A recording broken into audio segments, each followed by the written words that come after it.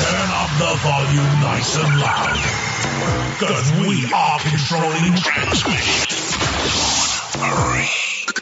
You're in the mix with Lil Drummer Girl, with your host, Dawn Marie. Just a little bit of housekeeping before we begin. I'm not sure if you're a fan of Audible yet or not, but for those of you who love to read books as much as I do, I probably read about 65 to 80 books a year, and I don't really have the time to read. So if you're like me, then this is for you. You can now turn your car into a university, work out and learn, or just put around the house while getting inspired, learn new ways to make your business thrive, or a new skill that can help your personal life flourish. I have a special offer for you. If you go to www.littledrummergirl.com, that's LILDrummergirl.com/resources, in the middle of the page there's a link for a free 30-day trial of plus 2 credits to 2 free book downloads, and that's at any price point. So even if you cancel the membership after 30 days, you get to keep the 2 books forever so that you don't have to wait anymore to get started. So get started today for free. It'll change your life for the better. Go check it out. Hey there, it's Dawn Marie Mutel, and welcome to another episode of The Little Drummer Girl. Today's guest is Harvey Drouillard. He is a photographer, but didn't start out that way. He has done everything, it seems, in the world of business. From growing up in an entrepreneurial family, he's gone from working in a gas station to selling real estate to supervising this world-famous Zingermans Deli, which is in Anne Arbor, Michigan. He kicked himself into high gear with photography when he attended an Anne Arbor hash bash back in 1994. And he saw a large group of hippies where they were dressed to the nines, and he ran outside to actually catch a photo where everyone was facing the same way as they were crossing the street. He used the last 7 frames of his first roll of film, and that was 3,500 public nudes ago. Since his first shot in 1994, he's been a butcher for 5 years, waited table for 7 years, a union carpenter for 3, and shot photos every year. But now, for the past 5 years, he's been a full-time artist. So let's get Harvey on the line. Harvey, thank you so much for being with us this evening. I am so thrilled that you're here. Thank you. Thank you for having me. You know, the way we met was so happenstance, and I really was enthralled by your photography. So can you tell us how you got started? Sure. It was totally by chance. I was working at a deli in Ann Arbor, Michigan called Zingermans, and no way, you work at Zingermans? I'm sorry to interrupt you, but I've been there. My sister lives out that way. It's a world-famous deli. Yeah, yes, it's really awesome. Cool. I was there for 3 years. I reached supervisor status there, and even if you've only been there once, you know the people that work there are all artists, and yes. It seemed like 75% of the people that worked there had degrees, and half of those people had 2 degrees. Wow. So it was a great conversation. It was a great flow of artists, and I was actually in the food realm at the time. I wanted to start a food delivery service in Ann Arbor, and I ended up at Zingerman's, broke up with my girlfriend, moved into a cool loft, and before I knew it, somebody asked to use my loft as a location for a photo workshop, so people could learn to work with the nude form. It was all, very artsy-fartsy, as they say, and a photographer and a model. I used to have a club called The Anecdote, and it was kind of cool. It was fashioned after The Anecdote #1 in Port Huron, Michigan. And the way it worked was everything was free, the coffee, tea, cookies, but it was $2 an hour to hang out. Oh, wow, how cool. And the maximum that you would pay is $5. So everybody pretty much just paid $5 and hung out as long as they wanted. I mean, you don't really drink a lot of coffee, Right. So, and it's cheap to make anyway. And if you performed or, provided some sort of artistic entertainment or anything for the group, then whatever time you did that was free time, of course. Right. And on top of all that, every hour that you spent, you got a little tiny piece of art called a timeshare unit So let's say you spent Wow. $2, you get one timeshare unit, and you could build those up and actually buy the art off the wall. Oh, wow, So, that's awesome. it was pretty cool. It was an interesting concept. And then when this workshop came up, it fell on April 2nd, 1994, which was a Saturday. The first Saturday of April is always the Hash Bash in Anne Arbor, Michigan. Oh, wow. It used to be, fighting for legalization of marijuana, and they've had medical marijuana, and now they've got recreational now. So the Hash Bash. Oh, they do have recreational? Okay. Yeah, it just happened this year. Oh, wow. So, but they've had medical for a while, and it's been a pretty famously liberal town when it comes to medical or to marijuana, period. So anyway, I wouldn't have thought that, but that's another story. Well, yeah, I mean, the University of Michigan is there, and there's Right. 35,000 undergrads, and that's a pretty mellow drug, I guess, as far as drugs go. But anyway, this model and photographer approached me. They rented my place out to do a workshop, and it fell on that day. So I have the second story loft. I'm looking down at the street, and it was so beautiful. It looked like 30 people going to a Halloween party dressed as hippies were walking by. the bell bottoms, the tie dye, the beards, Wow. the bralettes, the roach clips with the feathers, and so in Ann Arbor, unlike here, I've noticed actual jaywalking tickets being handed out here in Florida. They did? Really? Yeah, I did see one. I actually saw one happen. It was somebody that was really drunk.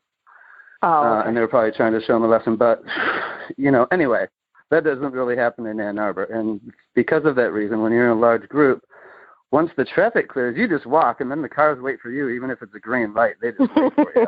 So because of that reason, it's just like waiting in an elevator. Everybody faces the same way.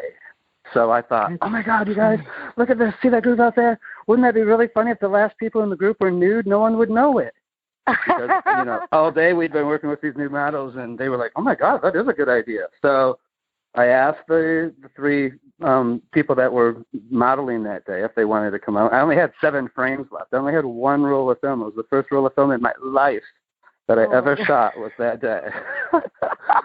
Borrowed camera. In fact, I didn't even own a camera for 7 years. But anyway, I went out and took 7 photos, and they all happened to turn out. I mean, like, we did one frame, like we'd go through this whole composition and stand out in the middle of the street, stop the traffic, click, got it, and we'd walk away. And we were like, we just walked through the Hash Bash through this giant crowd of people and did 7 quick photographs and came back to the headquarters, I guess you could say. And that is so fun. 3 days later, it was on the 6 o'clock news, and a few months after that, I was on a national tour, and I have, a book. I've done calendars, postcards, all kinds of other things now, and it has brought me to Florida. I'm missing winter. It's snowing in Michigan right now. I know. I talked to my sister the other day, and she's like, I can't believe how much snow we've been getting. It's so early. And I'm like, better you than me, because I just don't like snow. Snow is no fun. Unless you're playing it. It's really no fun. Yeah. So how long have you been here in St. Pete? In St. Pete, just a few weeks. Oh, wow. Okay. I've been in Florida for a little while, but actually St. Petersburg, I think it's 3.5 weeks now so far. Were you in the Tampa area, or did you just I was on Michigan? the other side of the bridge in Ruskin. For a while. Okay. Is that by Plant City or something like that? It's about an hour from Plant City, but yeah, I guess from here you'd have to go past it to go to Plant City because you go over the Skyway Bridge and then you'd so it's over the bridge. Keep following 75. Yeah, you'd have to follow 75 up north. But there's really nothing going on over there. There was just some friends that I helped start a food business. Yeah. So, and I sold the cargo van that I brought all my stuff with, and I'm like, okay, well, I've got to get to the other side of that bridge. So I'm here now. Well, that's great. Well, welcome. Thank you. It's real. There's so much going on over here. I mean, it's really amazing. There's never a dull moment. That's for sure. There's always and event going on. Hopefully I'm adding to that a little bit. When we met that day, I thought, This will be, I do get people asking me to do things once in a while, and I've done a couple other things, but you were just like, you got it. I could tell. It was more of the art itself, just like you said, you like the art, marketing is one thing, but, the art's got to be able to speak for itself. Absolutely. I have a question, speaking about your art. There's the portrait that you have of the woman with all the gemstones on her body. Oh, you're right, yeah. How long did that take to do that? Did you put those on, or did somebody else apply that? I did all that. That's my art, my composition of jewels. And what I used actually was eyelash glue. And it turns out that eyelash glue is no more than Elmer's glue, because Elmer's glue has aloe added to it, and it's hypoallergenic, it's non-toxic, it's water-soluble. So I did all of those bejewelings. There's 5 different people that I've actually done so far. Wow. I did them all with eyelash glue, and I'm dying to do someone new because now I have this really cool clear glue that's also hypoallergenic and everything. It's Elmer's glue, but anyway, and I average 100 jewels an hour. So 100 an hour. Wow. So the one that you look, there's a couple of them. They're all different people too, because I've only been able to have enough time to do one side of anyone's body. I did one whole body one. The one with the blue jewels, you can see how they're all really spread out. That took 8 hours. There's 1,000 jewels on her. We went a little bit faster just because they were spread out a little bit more. It was a little bit easier time-wise. But the one where you see where it's the front torso shot called the Known Universe, that took 7.5 hours of gluing. Oh my gosh! In fact, if you look close, I knew it had got a really to take bad sunburn. Oh no! She got a sunburn. We were outside. We were at a warehouse in the St. Petersburg warehouse district, and it was kind of funny because it happened so gradually, and we were out there so long that neither one of us really noticed it until she took the jewels off, and then she was leopard spotted for like 10 months. It wouldn't go away. She had to completely lose all of her tan to lose the spot. It was hilarious. And her boyfriend was out of town, and she was like, "Hey, I did an art project," and he was like, "Oh, what?" So it was really there goes funny. the modeling career. It's gone. And they were both really artistic people, and he was like, totally. After he saw the pictures, it was, of course, well worth. They look amazing. Yeah. Thank you. Yeah, and to my knowledge, no one else is doing that.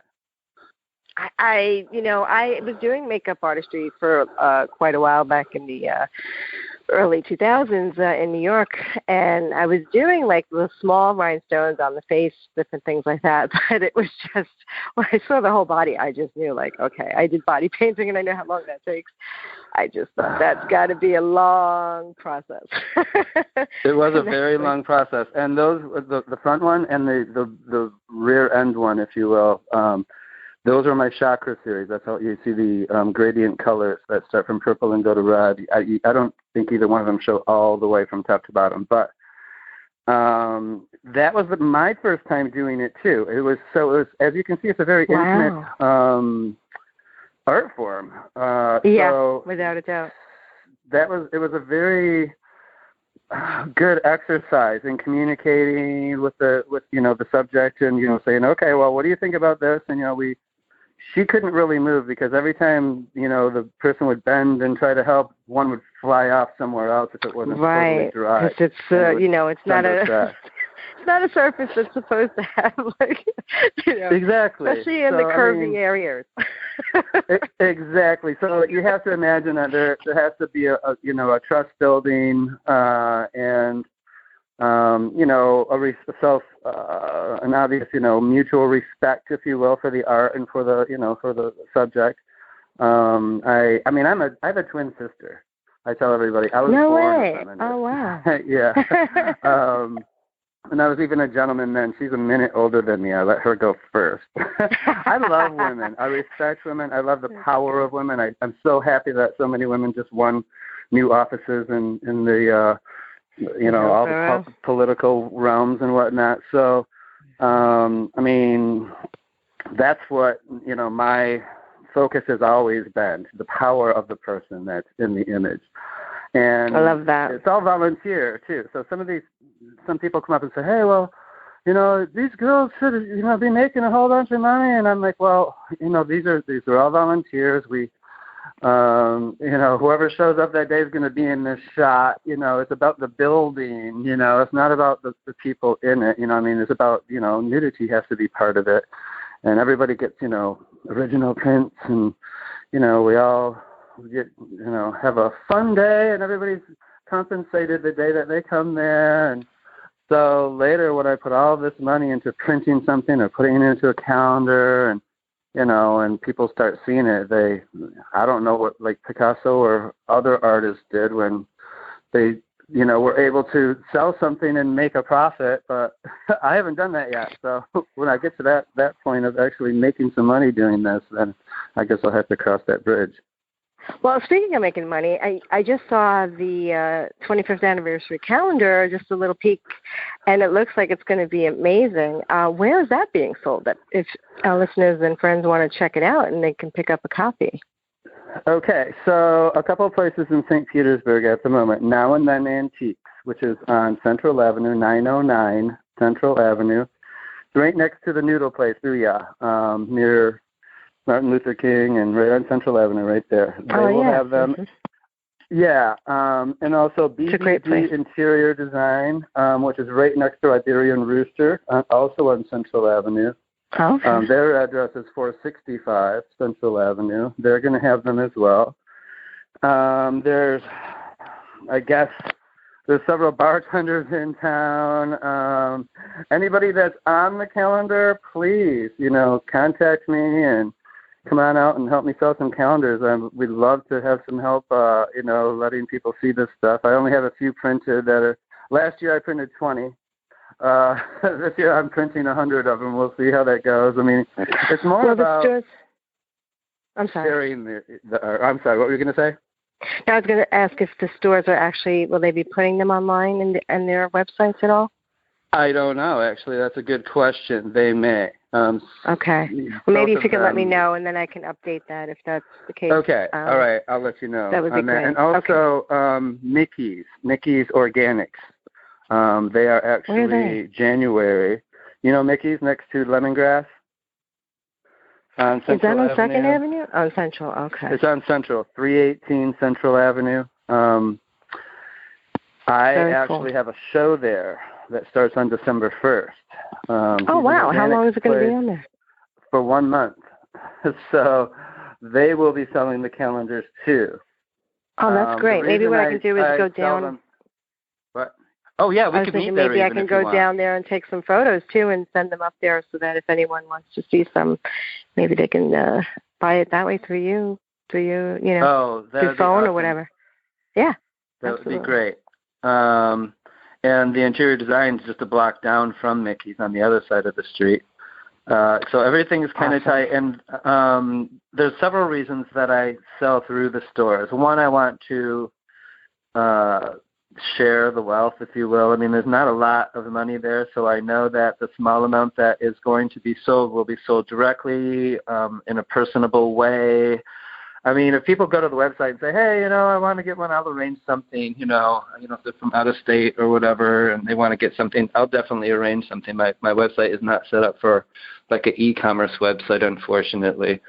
Right. But yeah, because maybe they can call the store, and if they see, they can order one through the store and just say, hey, can you ship me one? They may do it for them, you know what I mean? Yeah, I'm sure they would be happy to do something like that. That way, then they've got the infrastructure set up. I'm kind of a traveling independent artist, so I hear you. On the street, I'm able to, swipe your card with my Square thing. But as far as running it through my website, I haven't figured that part out yet, and I need to find somebody to help me with that, to tell you the truth. Just like Gotcha. I have footage of almost all these shots. I'm working. Finally found an editor that's going to help me get this all. Yeah, it gets a lot of together. details. That's one of the things I was going to ask you about is like how you market yourself, and it's really hard because there's so much going on right now, and there's so many people in the marketplace, and do you use social media at all? Not well. Okay. I do, but in fact, my Facebook page, if you really research it, you'll see that it started during my first visit in 2014 because everybody in St. Petersburg was, what's your Facebook, blah, blah, blah. The problem is I keep getting banned on Facebook every time I have a show. Oh, because you have their favorite picture, and then they think that I have something to do with that, so then I get banned for 30 days. So I really, can't use a lot of the social media without censoring, and I have a website. Right, and you could do some censoring, but it's more work to do it. Right, and then what happens is as soon as there's, banter, if you will, back and forth, and people, doesn't matter who puts up the image. If it's my image, I get blamed for it. I had a show in Cincinnati a couple years ago, and 2 days before the show, I got banned for 30 days. So all the people I had on Facebook Messenger, which were a lot of them because we were lining it all up to do a shot for during the show, so I got banned. And so at that point, I'm like, I depend way too much on this social media that somebody can just go on and be upset about something I didn't even do, Wow. So it just hasn't been, a good, fruitful way for me to advertise.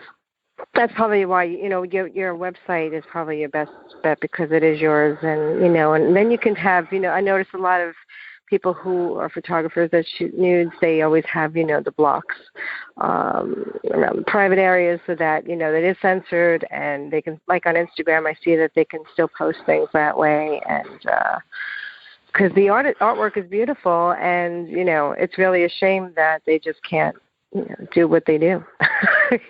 Right. And unfortunately, or I guess it's just by the nature, it's inherent in the nude work specifically that unless there's other background, if you will, in other words, I have famous landmarks.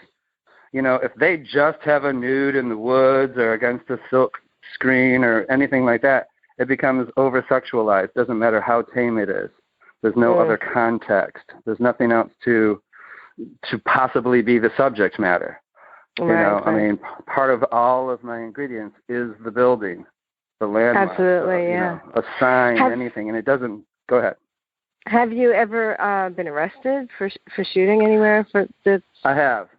You have? In Anne Arbor, Michigan. Yeah, one time, and it was dismissed. That's good. It was during the Midnight Madness sale of 1997. A store owner that owned a newsstand. There were actually two male models that evening. They walk all the way through the store. They come out to the sidewalk, pick up a newspaper, fold it back up, go back in, and that was it.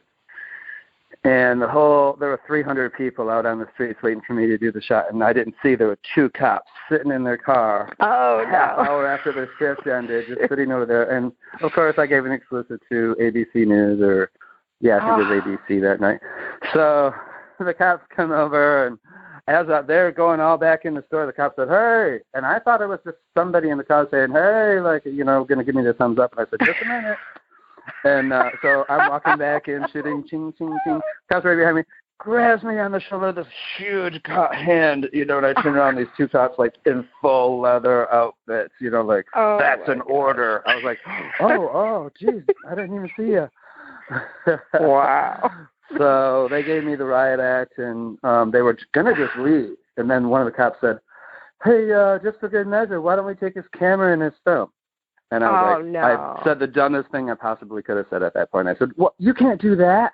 So he grabs the camera right from around my neck, and I grabbed it right back out of his hand, and my finger touched his finger, and he goes, "You do that again, and we're going to arrest you for assault." And I said, "Well, you can't just take my camera." He goes, "Well, then we'll take you and the camera." And I said, "All right, well, that makes more sense." So they took me and the camera and, processed me. I was bailed out. Remember the news guy, Paul Harvey? I'm sorry. This is Paul Harvey with the news. Okay. He was a radio guy, really famous out of Chicago. He talked about that arrest. It was amazing. Like, people were telling me that they heard Paul Harvey talking about it.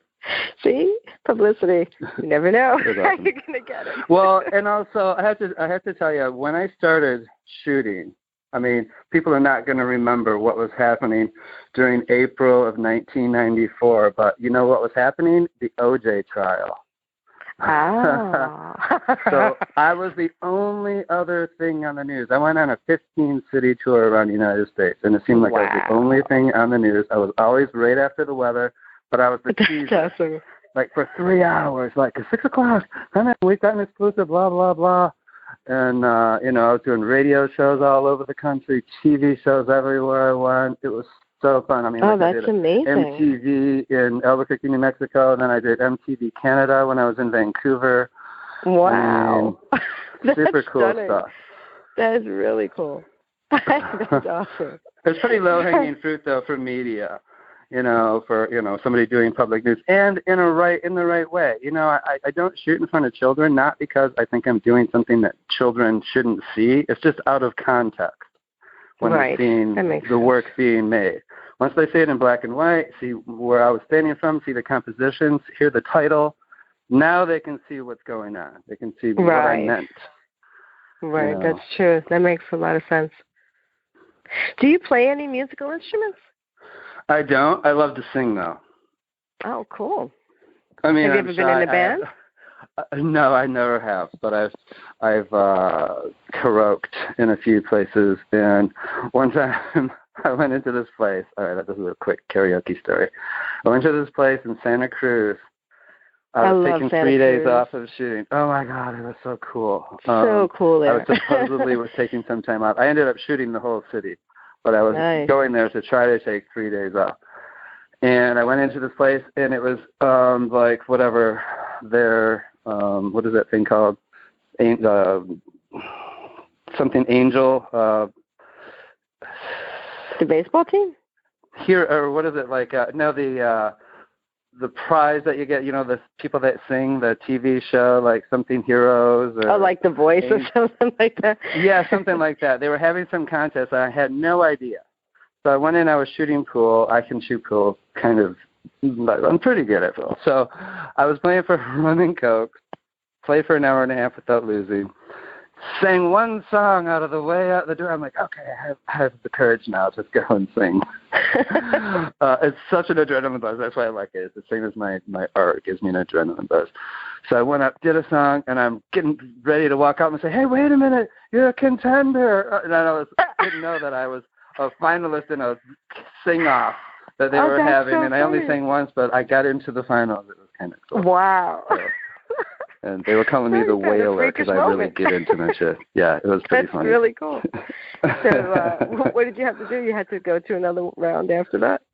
Yeah, I had to wait, and then about an hour later, I sang another song, and I think I was a little bit too nervous, and I don't know, it was a different song. I only had one song that night, you know, that I was ready to sing at that particular time. I was like, wait, oh no, I got to pick a different one. Ah.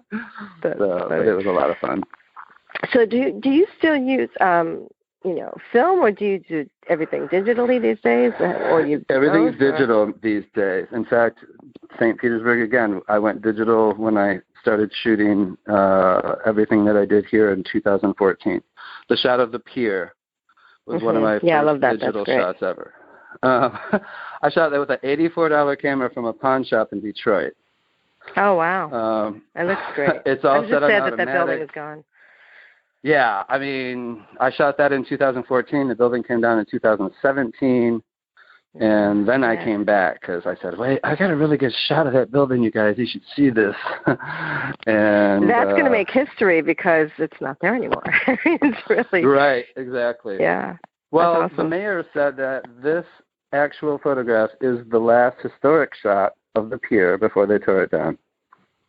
Wow. That's a quote from the mayor of St. Petersburg. Love that. Love that. Very City cool. Hall. We shot City Hall just a few minutes after that. Oh, that's a good one, too. I like that one, too. All right, Harvey, tell me something. Are you ready for the 11-stroke roll rapid-fire interview? Okay, I think so. Yeah, sure. Let's do it. Okay, cool. Your favorite food? Salmon. Your favorite travel spot? My favorite travel spot. I love and this is going to sound super corny, but St. Petersburg, I am totally in love with it. I just totally love it. I guess close second would be Cincinnati, Ohio. Oh, really? Okay. Your favorite camera? I just got a super cool Sony A6000 mirrorless. It's idiot proof. That's why it's my favorite. I like that. Your favorite scent? My favorite scent? Coconut. I don't know. Like it's like the. Every time I smell coconut, I think of like people in bathing suits and stuff, and oils. I don't know. That beachy, yeah. Yeah. Exactly.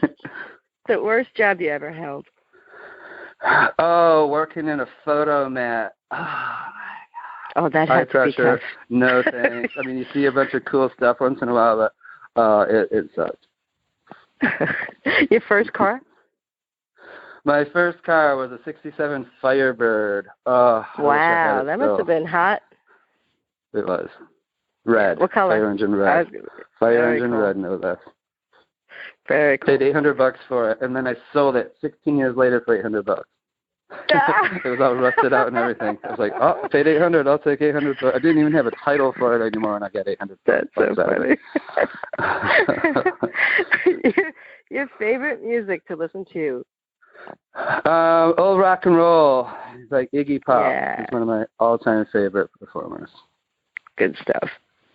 Prince. Your favorite pastime? My favorite pastime, I like people watching. Mm-hmm. I just love sitting out on the streets and smoking a cigar and just watching the cool freak show. Yeah. Have you seen the, speaking of freak show, I saw like the St. Pete version of the Naked Cowboy. Have you seen him? The what? The Naked Cowboy walking through the streets of St. Pete? I have footage of the actual Naked Cowboy in New York City. In New York, Square, yeah, me too. And this guy, I was like, but it's just really Where is sad. he? I just saw him by Janice Live one night, and I'm like, oh, no, he didn't. Oh, I'm definitely going to find out about this. I will. He's out there. He's out there somewhere. Okay. Your favorite book? My favorite book? Okay, so there's one called The Greatest Salesman in the World. It's not what it sounds like. It's by Og Mandino. It's about being it's more like a Buddhist book, but it's really cool. But that's my favorite book. Your biggest pet peeve?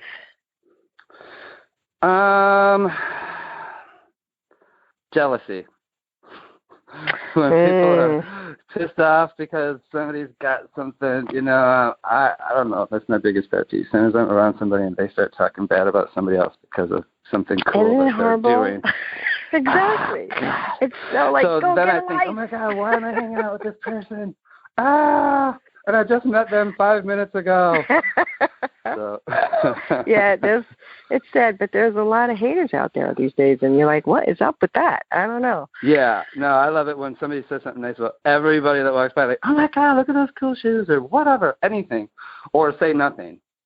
Right. That's what my mother used to always say. If you don't have anything nice to say, don't say anything at all. Right. But when there's good things to say, I love going overboard. Say it. Like when people have good service or thoughtful doing something, I say, where's your manager? Who is it? I can't believe you're not paying this person enough, whatever, that kind of thing. But that's great because those people usually don't get any kind of kudos for all their hard work and efforts, So it's nice and that somebody actually really acknowledges bad service, that's when I give a 15% tip. I was a waiter for so many years that I overtipped. Yeah, 15% is like went out in the 90s, so that's like get them back. I've waited. Only 15%. Yeah, I waited tables too, and it's I remember one time I was a co-check girl, and it was for a really ritzy, like all the celebrities were going to the spa. I grew up there, and my mom worked there, and my family worked there. And the guy from Three's Company, actually, the old man Roper.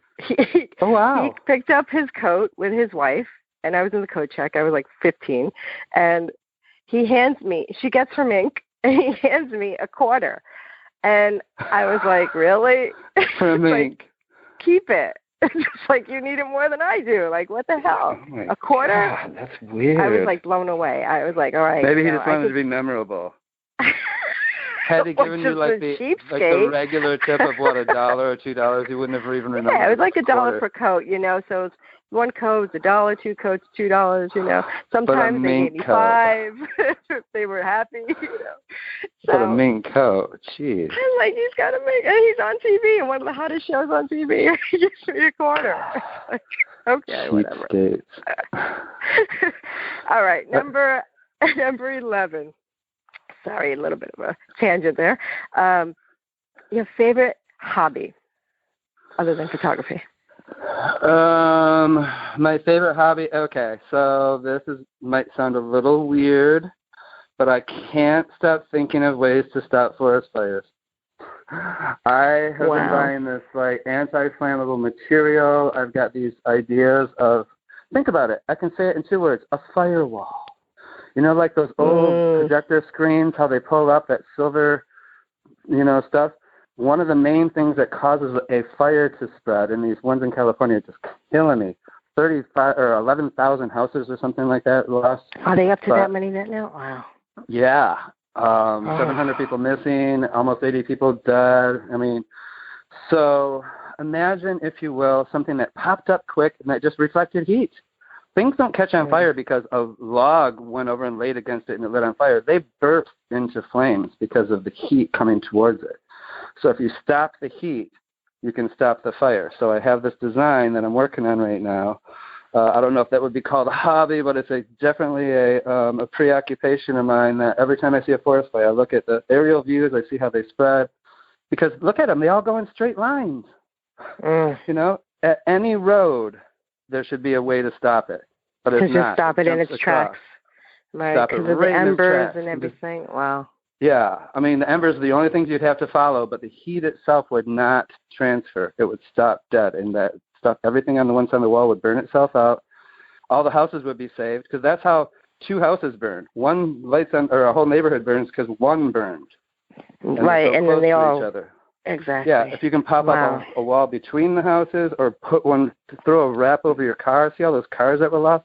How toxic all that stuff is? Not just the loss of money and property, but it's scary. to the environment as well. So it has been something I've been working on for about, I guess about 3 years now. But moving to Florida and all the heat and sun you guys have here, I thought, that'll justify me buying a reflective blanket. So I bought this really giant aluminized fabric blanket. I've been getting samples from all over the place for heat resistance that can go up to like 2,400 degrees, which is how high a forest fire can get.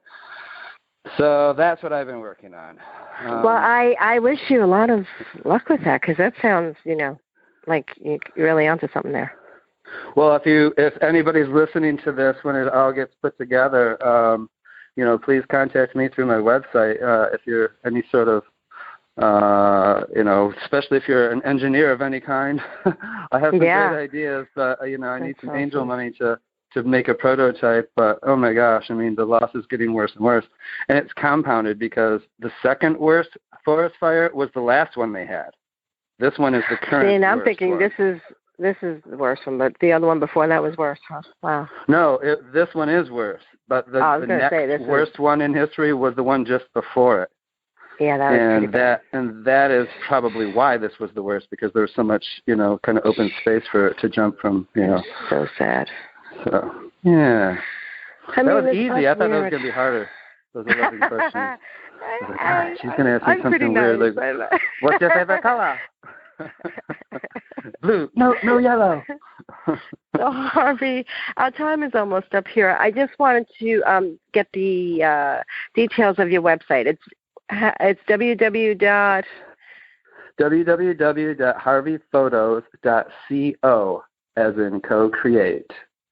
Awesome. I'm going to I'll put those in the link as well in the show notes. Excuse me. I'll put that the show notes as well with the links to it, and to the stores. I'll get their links as well and link those up. And thank you again for being here. And if you have any shows coming up besides the one that's coming up in December, please let me know, and I'd love to drop down and support you. Okay, wonderful. Thank you, Don Marie. It was great talking to you. Same here. I'll be in touch. Okay, thanks. Bye. Okay, thanks. Bye. And if you like this episode, please, please, please share the love. Tell your friends, your family. I'm sure you know somebody who might like this show and be interested in hearing how the artists and musicians have made it in their business and became successful. And you can do it too. So thank you for sharing that. And please stop at www.littledrummergirl.com. That's LALdrummergirl.com and sign up for my free 2019 St. Pete Street Art Scene calendar. It's only going to be free for a little time, so you better pick it up now while you can. And if you can also leave a review, I'd really appreciate it. Remember, it's never too late to begin to live the life of your dreams and leave a trailblazing behind you. So rock on and rock out, and I'll catch you on the flip side.